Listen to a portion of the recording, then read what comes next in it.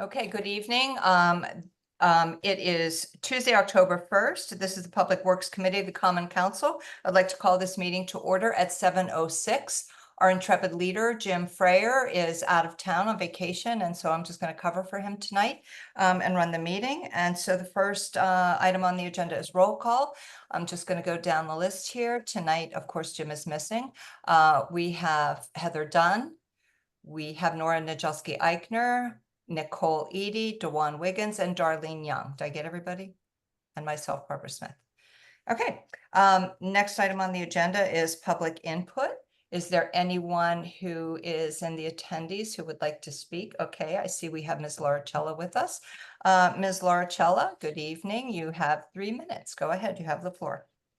Good evening, committee, and I appreciate the opportunity to speak remotely.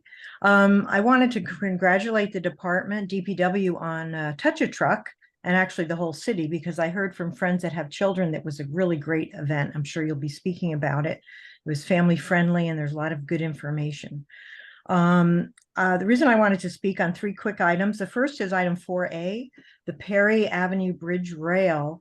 That particular bridge is not that old. And when I saw the amount coming out of capital budget, or I assume, I thought that this had to be a typo because it's quite expensive. And the way I roll as far as doing budgets, I say, what else can this pay for?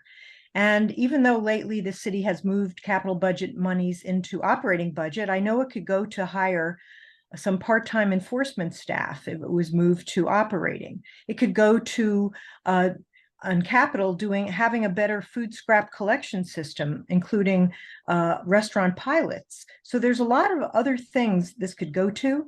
And so I wanted to know if you could go back to the drawing board on this and reissue the bid, because it does seem to be very high of an amount, Also, I want to speak on the information part B, solid waste report.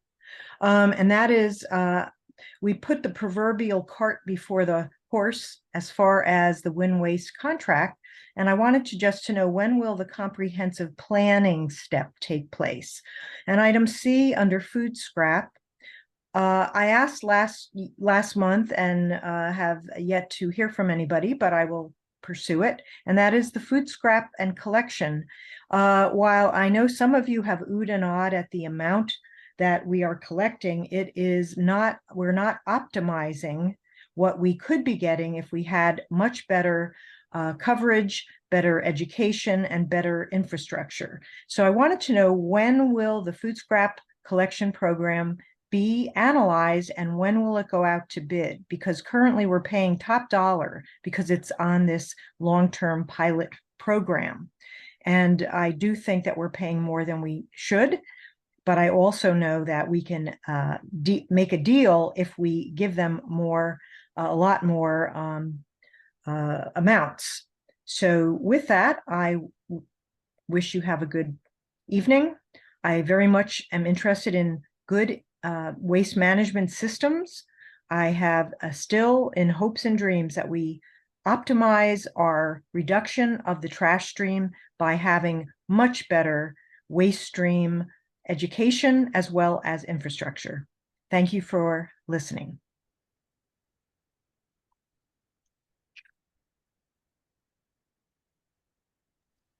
Sorry. Thank you, Ms. Laricella. Is there anyone else in the attendees who would like to speak? There is not. Okay, thank you very much. So we will move on. I do want to note that Councilmember Johan Lopez has joined us. He's not a member of the committee, but he is a member of the council. And Ms. Laricella did bring up Touch a Truck, and I do want to say, and I'm sure you'll talk about it during information, but it really was an incredible event. Always is, but the Public Works Department does a terrific job, and it really is a great event for the community. So well done again. Moving on to new business. First item is approve the minutes of the Public Works Committee meeting of Tuesday, August 6, 2024. Is there a motion, please? Ms. Dunn, thank you very much. Are there any changes, additions, deletions? Okay, seeing none. All in favor, please raise your hand.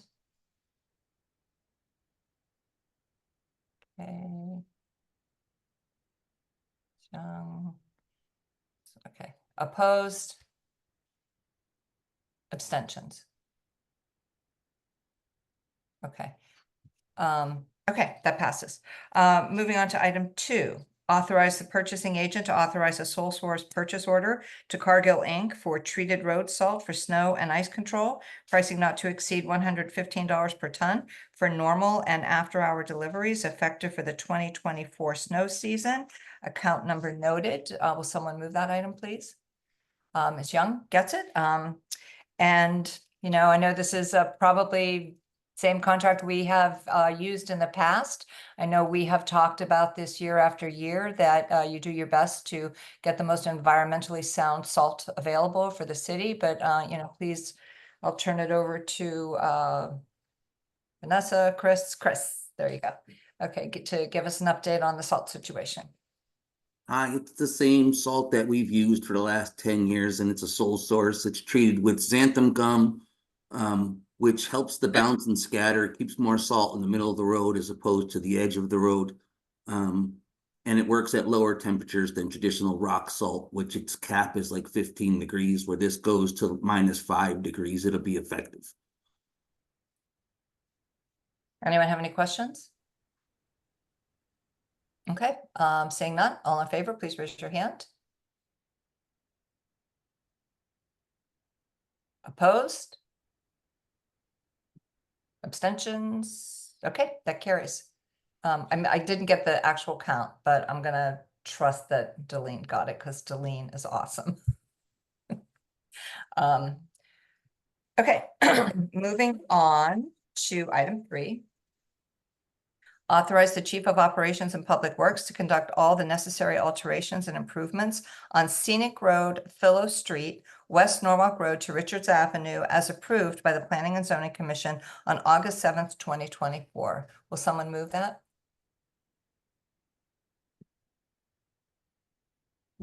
Thank you, Ms. Dunn. I was looking at you.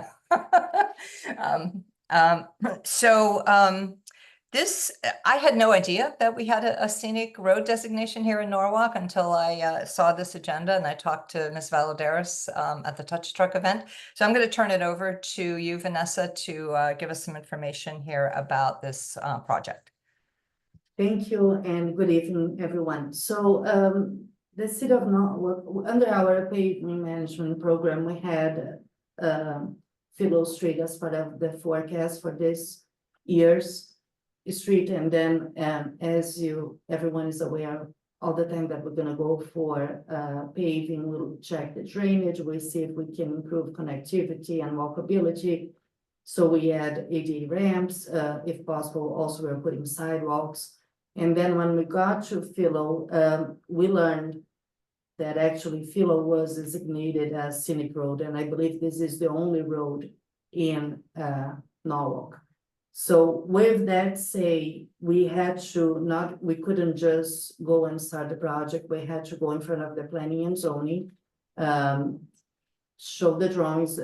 Part of the drawings is also attached as part of the agenda on the improvements that we're going to be doing. And then they held a public hearing. There was quite a lot of people that came to hear about it. Most of the people were in favor. There was, I would say, just a couple of people that was opposing a little bit to the project. But then the planning and zoning approved with kind of the conditions of what cannot be done that is more related to what is a scenic road.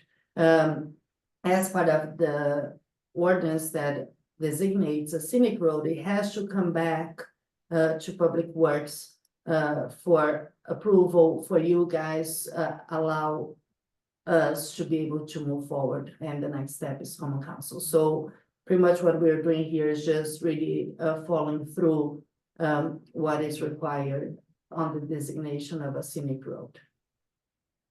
I just want to also make it clear that we are not doing any major changes on the road, so it's very similar to all the other projects that we are doing. So we are milling and paving, and we are definitely putting sidewalks, and now the new standard is extruded concrete curbs. So instead of having asphalt curbs, we are using extruded concrete curbs. It will be a little bit of a difference in the look there, but we all know now that that is safer to the pedestrians because the drivers on the car can see better a concrete curb than an asphalt curb at night. Okay, thank you. Does anyone have any questions or comments? Okay, seeing none, all in favor, please raise your hand.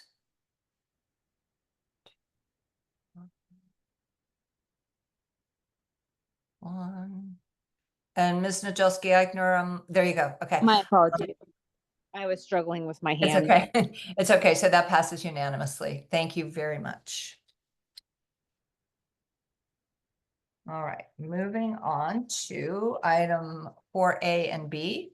Authorize the mayor, Harry W. Rilling, to execute an agreement with Scholar Painting LLC for project BR 2024-1 Perry Avenue Bridge Rail Painting, Perry Avenue over the Silvermine River for a sum not to exceed $121,819.80. Account number is noted.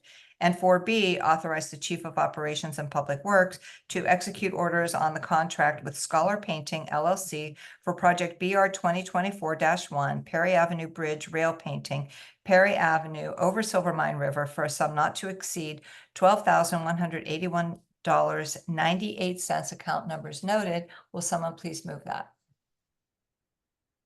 Thank you, Ms. Dunn. Oh, you can get the next one, Nora. Fair enough. Okay, so if we could just have some backup information on this and an explanation, that would be great.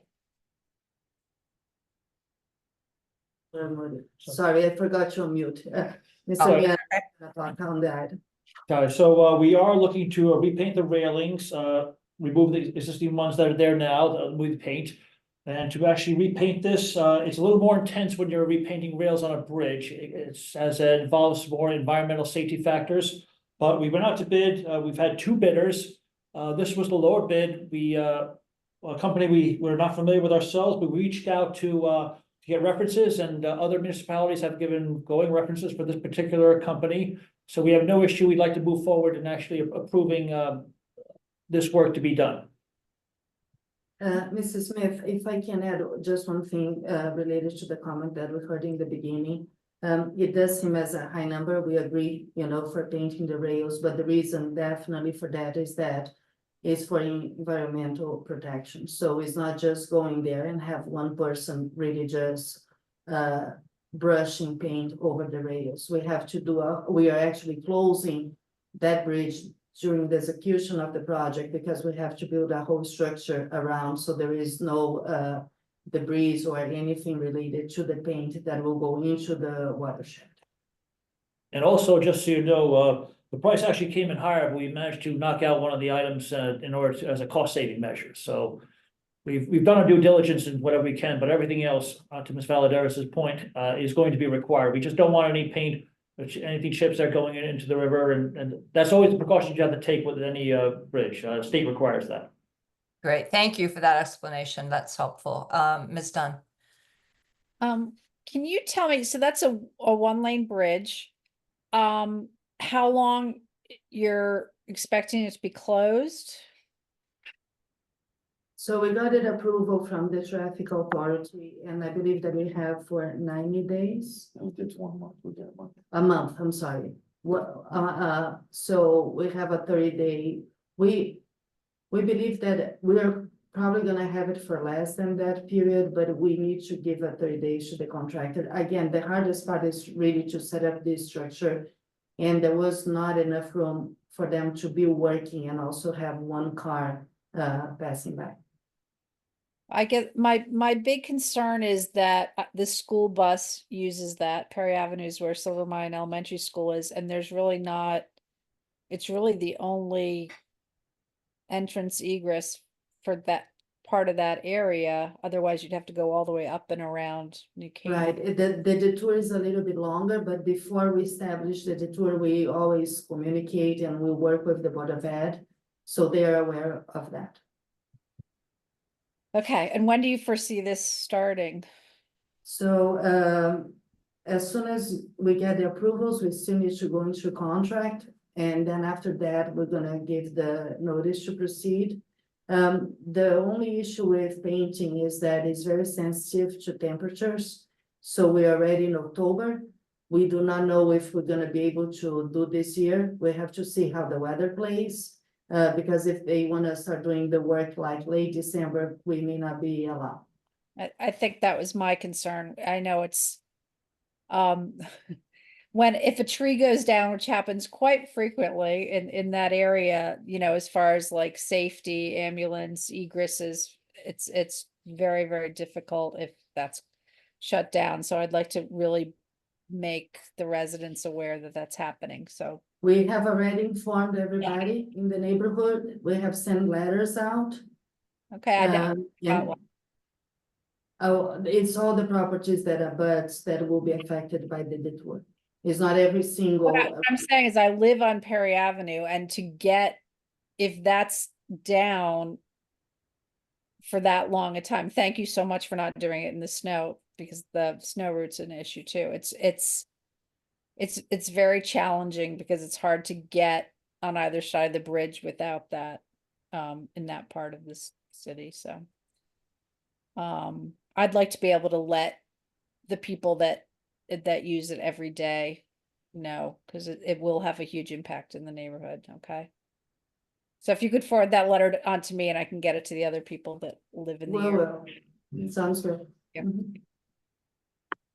That's very good thinking, Ms. Dunn, really, because I mean, I know that bridge, I know how difficult and it is to make this decision to close it. But, you know, sometimes work has to be done and It's doable, it's just, it Yeah, really yeah. impacts people and ambulances and, Mhm, you know, yeah, everything, so yeah. I just want to make sure that people are aware, you know. I'm sure the neighbors will appreciate that. Ms. Nadjelski-Eichner. Thank you, Ms. Smith. Just very quick question. I heard you say that you had taken something out of the project. And I know one of the things that I say often and think about often is that we don't want to be penny wise and pound foolish. So what is it that we removed? And is it something that we're going to have to pay for in the future? Or is it something that was sort of an extra that This is isn't just for, necessary? I'm sorry, this is just for construction measure, concrete barrier during the construction, we're going to be providing that ourselves. So and that's, we have that on stock, so it's not really a cost, too much for us. We're going to, just for the construction procedure itself, they have concrete barriers protecting vehicular traffic. They were charging us for that, we're going to supply them with that on our own. We're Great. gonna- That seems like a nice efficiency. Fabulous. Thank you so much. I appreciate it.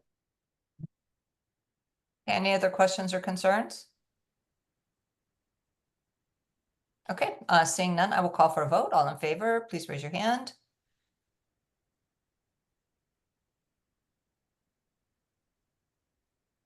And that is unanimous. Thank you very much.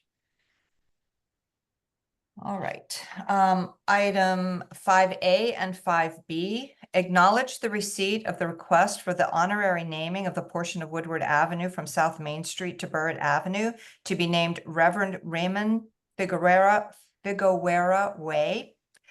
And 5B, schedule a public hearing for the honorary naming of the portion of Woodward Avenue from South Main Street to Burritt Avenue to be named Reverend Raymond Figueroa Way. The public hearing shall be conducted in order to hear all parties interested in commenting on the proposed honorary street naming and to take such action on said naming that the committee may deem advisable. The public hearing is scheduled for Tuesday, December 3rd, 2024 at 7:00 p.m. via Zoom. Will someone please move the item? Ms. Dunn, thank you. I lost my backup here on this. Sorry. Okay, Miss Reverend Figure, I'm having a rough time saying pronouncing it. I apologize. Figueroa. Figueroa. Thank you, Ms. Dunn. I appreciate your help. It was an important leader of the Pentecostal Church, and his this naming was moved forward by the current pastor there, Luis Rivera. And so we need, is there any information from staff that you'd like to share with us tonight? Mr. Sonic can go over. Good evening, council members.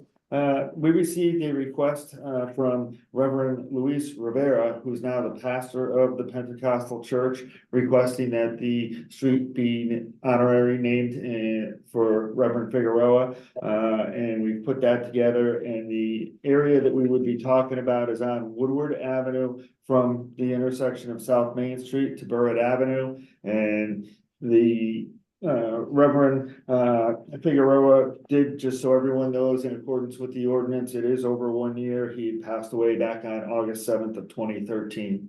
So we received the request and we're bringing it to the council for review and approval. I just want to remind this committee and for the new members that we have the obligation to present to the Public Works Committee when we receive those type of requests. It's up to the committee to decide if you guys want to honor and if you want to hold a public hearing on it. So really the city, we are just being the conductor between the request and the committee. Okay, thank you. Mr. Wiggins. Thank you, Ms. Smith. Can we know some more about Figueroa? I feel like we didn't hear anything about him. He was just a pastor that operated out of the church. Or is there anything he accomplished or anything he did that is like not worthy, but that we could go back and say, oh, he was this great guy that did whatsoever? Mr. Wiggins, all the information that we have received, we attached, that is the letter with the request. If you guys feel that that is not enough, that you may need more information, we can always go back and request more information. Do we have anybody here from the church? No, right? I don't think so. They were I gonna didn't- plan on the public hearing, but everything that Reverend Rivera had given me was pretty much in the letter, and he had described, and that is part of the backup, some of the things that he had done related to the community, the nonprofit organization, had been around for over 70 years, and the highlights are in that letter. Yeah, and hopefully you've had a chance to read that, Mr. Wiggins. I mean, it does point out that he was the commissioner of Norwalk Housing, and as well as a chaplain for the Norwalk Police Department, and a strong leader in the Hispanic community. So from my perspective, he deserves at least a public hearing, which is what we're voting on tonight. I be honest, I really didn't get a chance to read it all. I know I vaguely know who he is. I just one of my fears is that this stuff it start happening more often than not, where people just can submit a letter or whatever, and they feel we can just start naming streets. So I mean, I'm gonna I see you, Heather, that you want to speak to this, so I'll let you go, and then we can vote. No, I just had a question. Is there cost associated with that as far as signage and stuff? What's the impact? There's to the community? minimum cost. Usually we provide two signs. That's the cost of the sign. And usually there is a ceremony that there is no cost. It's just like the time allocated to it. So do the people making the request pay for the signage and do the ceremony, or is the city? The city does. Okay. At least it has been in the past, as of now. And I don't know if that continues to, it's something that maybe you guys can decide if there should be a fee with the application as well. We can always discuss how in the future if you guys want to move this further and do a change on the ordinance. As of now, we don't charge anything, and we ended up doing the sign. One of the reasons also why we do the sign is that we want to make it standardized. Otherwise, everyone was going to be doing their own signs. So that's why we ordered the signs. The only reason I I was asking that also is because, as Dewan was saying, it's like you'd get a million of these, you know, like everybody whose grandmother did something for Norwalk. But if there was a fee associated with it, or a number of people that signed off on it, or, you know what I mean? Like if there was you know, a way that the community supported it first, it would be a higher bar to, you know, allow these things to come about. So I'm saying that this one You should. know, yeah, public I mean, if I could just add, I think if, you know, we had some members who would have come to speak tonight, we might have a little more information regarding you know, what the community around this is. Right now, what we're looking at is, you know, just the letter, right, which is the official you know, request. So I mean, I'm looking back at like the whole, you know, Mary Roman thing, which is really great, you know, and so many people were behind it, and you know, Mike Barbas trying to get something for him to represent everything that he did. I think it really, there has to be some way of demonstrating that the community's behind it. You know what I mean? So, I think that's why we do the public hearing as well. So go ahead, Ms. Valadares. the public hearing is exactly what we are here. We are just kind of, again, just presenting that we received that, and then you guys have the option to schedule the public hearing to hear more about it. If you feel that you're not there yet, even to schedule the public hearing, and if you guys wanna ask few other things where you guys can table this request, we can go back to the church that put it together, and then we can follow through with more things that you want them to provide, and then we'll come back in the following meetings when they provide us, and then we can you guys can look at it and request again. So I'm just again, the staff here is just to support on the process. So I'm just telling you what are the options for the committee about this. Mr. Wiggins? I think tabling until the public, well, do we have to vote? No, the Then only have- thing we're doing by voting tonight is acknowledging the request and scheduling a public hearing. So, we could just move forward, vote on the public hearing, have the public hearing, and hear the you know, the persuasive arguments next meeting and vote in the same meeting, or we could table it.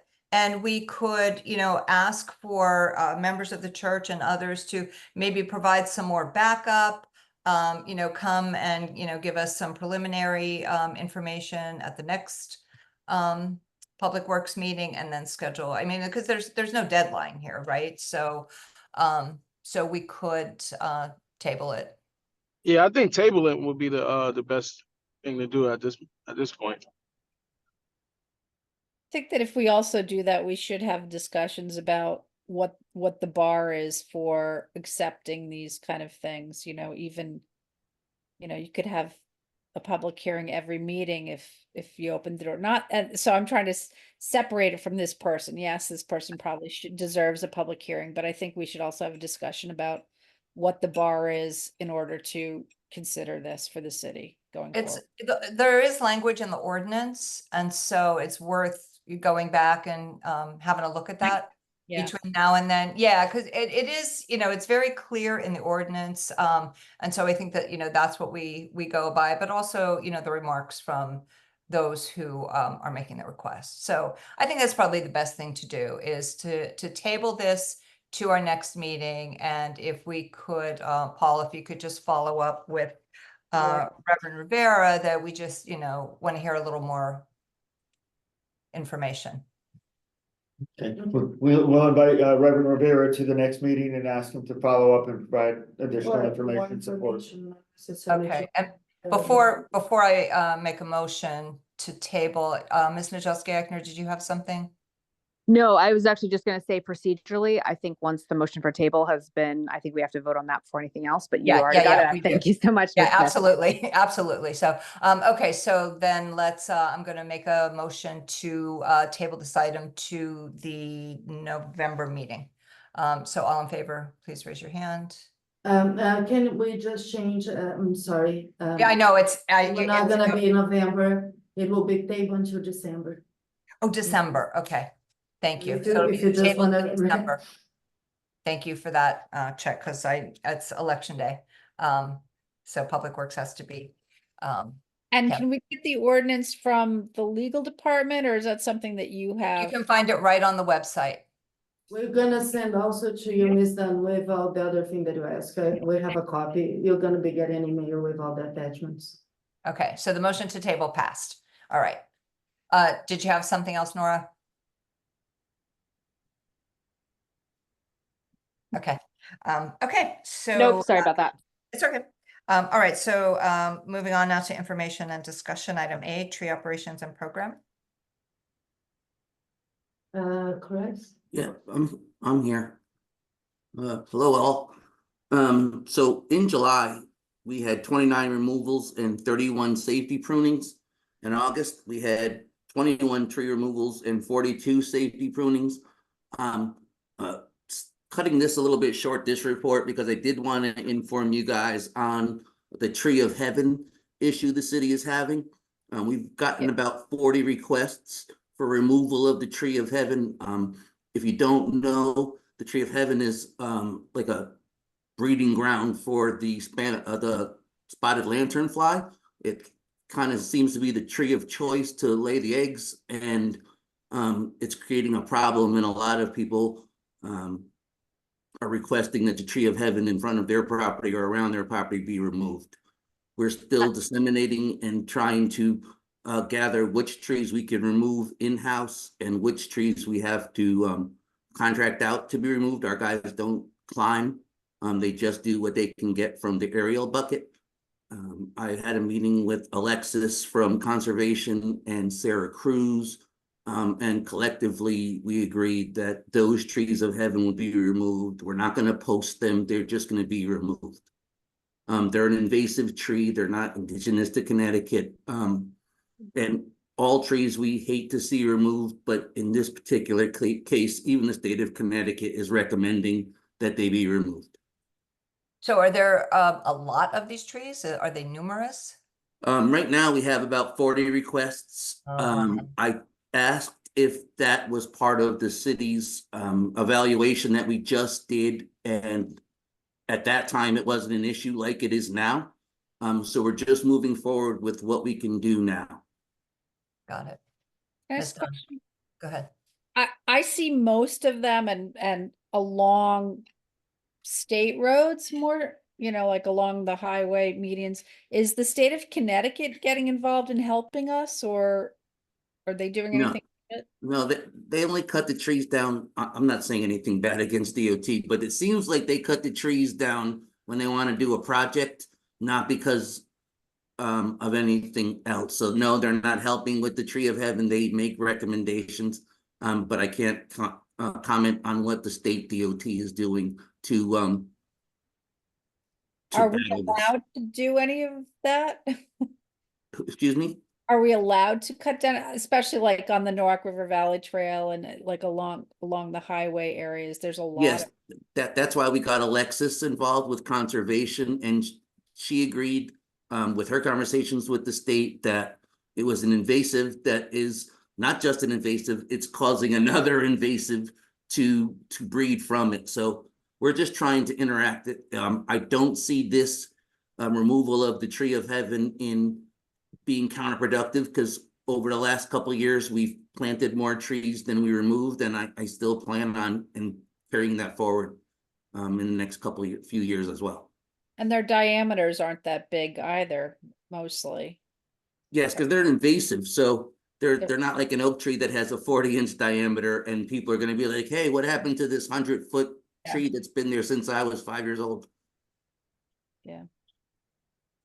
So I'm just learning about this right here, right now, about this tree of heaven. And so I looked it up as we're speaking. And so what I'd like to know is I'm seeing images of two different types of trees, something that just looks like your basic tree, but also something that looks more like a sumac type of thing. Yes, it could be irritable to skin and allergies. So it looks Um, like a sumac. Yes. Oh, okay. I've got some in my yard. I'm gonna get rid of them. So, Now you yes. know you're gonna see it everywhere. I Yeah, drive on yeah. we're up the Route 7 Expressway. They're yep. everywhere. Okay, good to know. Good to know. Yeah, because Help. But like it's everyone, also, we're seeing these lanternflies everywhere. So yeah, it's also good for people to know what they are while the leaves are still on the tree. So that it's Mhm. way more identifiable with the Yep. leaves on the trees than off. So this way residents, once we get what we're gonna do together, we'll put something out through the mayor's office in a press Great. briefing to let other people know to look out for this invasive tree. Great. Yeah, that's really good because we've got to, everyone should do what they can, to get rid of them. So thanks for that, Chris. Anything else around trees that you need to go over? Paul? Sarah's in the process of doing planting now, and that'll be going on for about another month and a half. So at the end of that season, you'll have updates on all of the planting that's done for the season. Great. Okay, any questions? And just add one other thing too, to Chris's point, with the lantern flies too. They don't just get like one or two or three on a tree, you'll see hundreds of them on a tree, so they're very invasive. Yeah. Okay, thanks, Paul. Okay, moving on to item B, monthly solid waste reports for July and August. Good evening, everyone. So for the transfer station, solid waste, everything seems to be going pretty even. The only high number we've got is for recycling received at the transfer station, so that's a good thing. And over the past couple months, we've been looking into ways where we can get some more recycling education out and in front of residents and continue to encourage recycling. I did also attend the Fall Fest and had my education table out there. I spoke to a lot of people, and there was a pretty big amount of folks who were really interested in the food scraps recycling. So it's definitely popular in the community. So I'll definitely make sure that is a focus moving forward. That kind of brings us into our food scraps report. The transfer station and the Cranberry Park site are a little bit low, but not terribly low. So we'll kind of continue to monitor those and make sure we don't see any significant drop-offs there. Do you think maybe there's a little drop off in August because people are away on vacation right before the school year starts? Yeah, I think everyone's kind of busy getting back into Yeah. their school routine, so we should hopefully see that kind of rebound next month. And then if not, we're gonna again push back on social media to remind people about it. And then usually brings the numbers up again. Excellent. So another thing that I wanna add to is that we're planning to do a presentation about where we are with our solid waste plan. Next Tuesday during the common council meeting. Instead of coming with Neogen to the Public Works Committee, we're gonna be doing the presentation, they were gonna be doing the presentation by Zoom next week to the council. So that's the status of it. Great, great. I'm looking forward to that. Okay, any other questions for Tom? Okay, so moving on to item D, current and upcoming project status. Yes, so basically, these are a listing of our current projects. Rather than get into them individually, if anybody has a particular question about any of them, be happy to oblige them.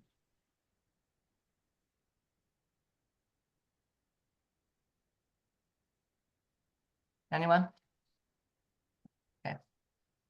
Okay, perfect. So just to things that I want to mention is also that, I appreciate everyone that stopped by on Saturday to the Public Works Open House Dutch Truck event.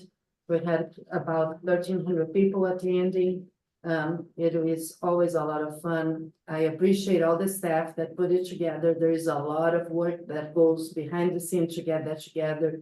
And it is very nice to see that even the people that work in all those events, they are volunteering their time. So I think it's amazing that people really, particularly the operation guys, that they go there, they really clean their trucks and the equipment, the machine all week long to make sure that it's spotless. And then they are very proud sitting right next to it when the kids come and play.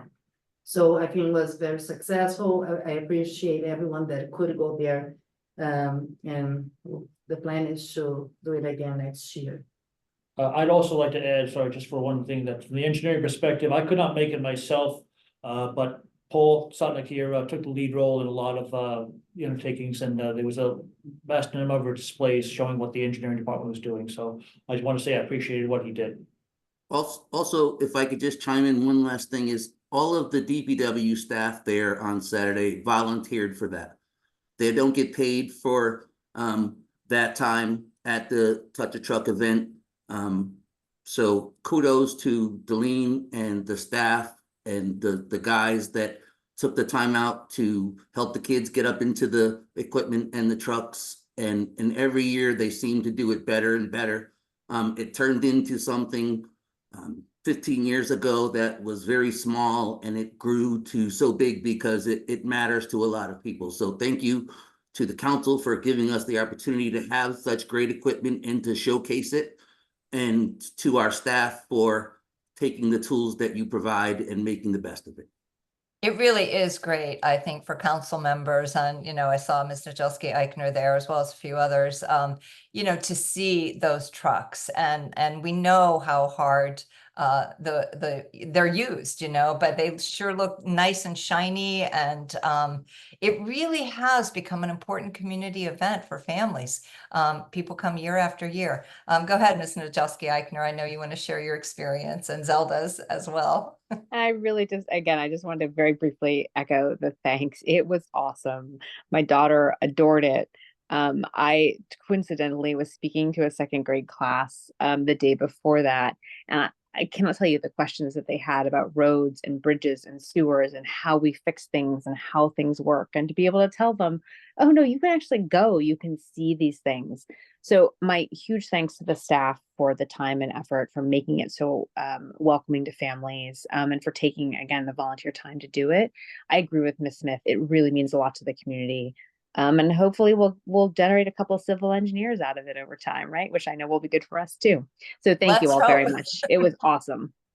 We need civil engineers. So any young people out there need to know we need civil engineers, and it's not just here in the city. There's I don't know, for whatever reason, kids don't seem to, they have other things they want to do. But anyway, we need them. So, and we appreciate the civil engineers that we have. Thank you, guys. No, thank you all for all your kind words. One more thing, Mrs. Smith, I know you already touched on it, but I want to remind, we're going to be canceling the next meeting in November. That is on the 5th, but we already have on the agenda a special meeting for Tuesday, November 12th. Because Monday, it's Vets Day, where City Hall will be closed. So the idea is on the 12th, to have a 6 p.m. meeting, and we're probably going to do a presentation about the stormwater utility. That's the goal. That's why it's important to try to reschedule the meeting for November. And we may not have too many items, hopefully by then, to approve, because now it's not the time of the year that we have too many projects that start. But that's why we're looking for November 12th. And we're anticipating a presentation from CJM Smith about their findings about a stormwater utility. So I just want to also say that. Okay, thank you. Anything else before I ask for that final motion? Okay, who would like to make the motion to adjourn? Ms. Nadjelski Eichner.